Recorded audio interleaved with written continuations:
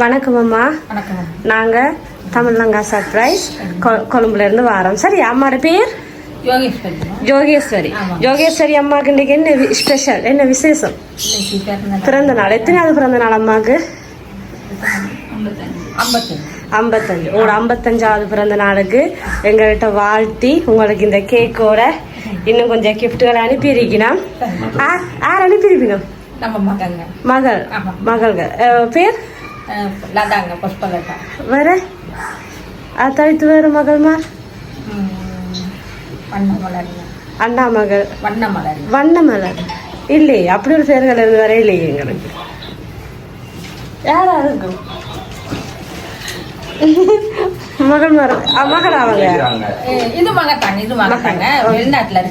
மகள் வெளிநாடு ஒரு மகள் இருக்கா? ஓகேயா. இப்ப எத்தனை வருஷம் மகள் வெளிநாடு போய்? 2-3 மாசம் ஆயிட்டேன்னு. சரி, ஓகே. 2-3 மாசத்துலயே உங்களுக்கு இப்படி கிஃப்ட் அனுப்பியிருப்பாங்க. நீங்க எப்படி சூஸ் பண்றீங்க? நான் நம்பவே இல்லை.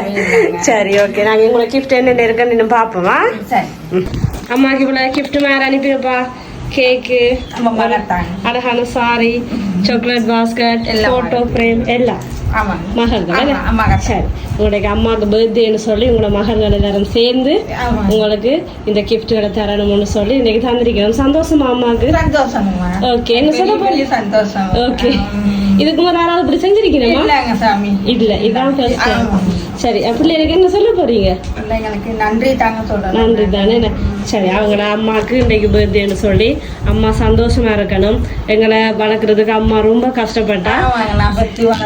தூரம் கஷ்டப்பட்டு. சரியோ, 55 வயசாச்சுங்க.